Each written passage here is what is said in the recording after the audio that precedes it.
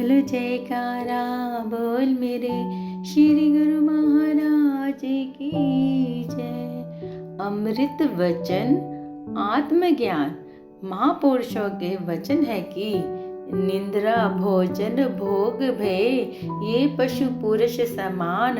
नरन ज्ञान निज अधिकता ज्ञान बिनु बिना पशु जान। अर्थात नींद करना, भोजन खाना, परिवार की वृद्धि करना, शत्रु के भय से स्वयं को बचाना, ये सब समझ तो पशु और पुरुष में समान है। इंसान की बड़ाई यह है कि उसको वह बुद्धि प्राप्त है जिससे वह सत्पुरुषों द्वारा ज्ञान प्राप्त कर सकता है। आशा की वार में लिखा है कि कुंभ बंधा जल रहे, जल बिन कुंभ न होए। ज्ञान का बंधा मन रहे, गुरु बिन ज्ञान न होए। फरमाते हैं कि जैसे घड़े के बिना जल नहीं टिका रह सकता, परंतु जल के बिना घड़ा नहीं बन सकता, वैसे ही मन ज्ञान के बंधन से टिका रहता है, परंतु गुरु के बिना आत्मिक ज्ञान की उपलब्धि नहीं हो सकती। जैसे दुनिया में प्रत्येक वस्तु अपनी अपनी जगह से मिलती है, वैसे ज्ञान भी वक्त के संत सद्गुरु से प्राप्त होता है। जब दुनिया की तुच्छ चीजें भी बिना मूल्य की नहीं मिलती, तो ज्ञान रूपी अनमोल रतन बिना कुछ अर्पण किए कैसे मिलेगा। फरमाया है जिस वखर कहू लेनी तू आया, राम नाम संतन घर पाइया। तज अभिमान ले मन मोल, राम नाम हृदय में तोल। फरमाते हैं कि जिस सौदे को लेने के लिए मनुष्य तन धारण करके इस दुनिया रूपी बाजार में आए हो, वह नाम रूपी अमोलक दात तुम्हें संतों के द्वार से ही मिलेगी। अगर तुम्हारे मन में लेश मात्र भी अहंकार होगा तो यह सौदा नहीं मिलेगा। मन को अहंकार रहित करके ही इस अमोलक नाम की दात को प्राप्त किया जा सकता है।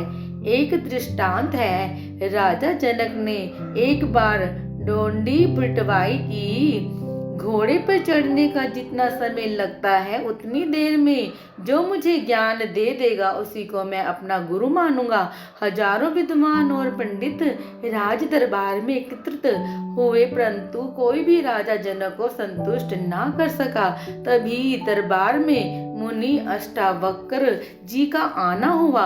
उन्होंने राजा जनक को कहा कि राजन, कोई साधारण वस्तु भी बिना मूल्य की नहीं मिलती, फिर यह आत्मज्ञान जो सर्वोत्तम पदार्थ है वह बिना कुछ अर्पण किए कैसे प्राप्त हो सकता है। इसे प्राप्त करने के लिए आप पहले अपना तन मन धन मुझे सौंप देवे, फिर मैं आपको यह अमूल्य एवं बहुमूल्य अनमोल ज्ञान प्रदान करूंगा। परम संत श्री कबीर साहब जी ने फरमाया है, यह तन विष की बेलरी गुरु अमृत की खान। शीश दिए तो गुरु मिले तो भी सस्ता जान। वर्णन करते हैं कि यह मानव तन विष की बेल की तरह है और सद्गुरु अमृत की खान है। अगर शीश भेंट करने पर भी सद्गुरु की प्राप्ति हो जाती है तो भी इसे सौदे को सस्ता जानो।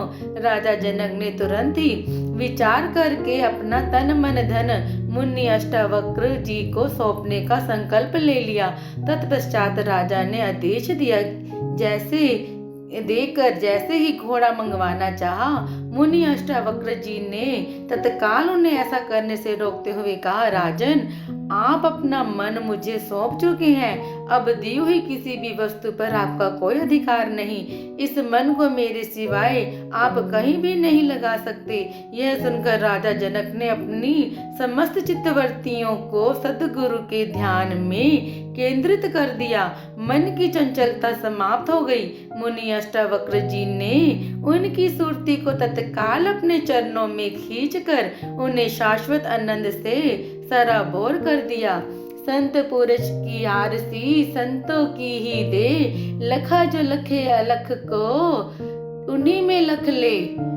जैसे प्रकार शीशे में अपना प्रतिबिंब दृष्टि गोचर होता है, उसी प्रकार सदगुरु के ध्यान में अलख पुरुष का दर्शन होता है। सदगुरु ही देह दिव्य अमृत से भरी होती है। उनके दर्शन ध्यान से सुरती स्वतः ही पिंड देश से उठकर ब्रह्मांड देश में सैर करने लगती है। राजा जनक पहले से ही एक उच्च कोटि के संस्कारी और बुद्धिमान पुरुष थे। उन्हें तो केवल पूर्ण सदगुरु की मिलाप की आवश्यकता थी। गुरु अष्टावक्र जिन से रूहानी ज्ञान की दीक्षा प्राप्त करके वे उनके चरणों में नतमस्तक हो गए। किसी ने कहा है, मन वैरी था वह भी मेरा मीत बन गया। जब से सदगुरु से खजाना आत्मज्ञान का मिला, आईना साफ मेरे कामिल मुर्शीद ने किया। उनकी रहमत से ही दिल भर का दर्शन हुआ। बोलो जयकारा बोल मेरे श्री गुरु महाराज की जय। अगर आपको हमारी वीडियोस देखना पसंद है और आप हमारे चैनल से जुड़े रहना चाहते हैं तो प्लीज़ वीडियो को लाइक, शेयर और चैनल को सब्सक्राइब कर दीजिए।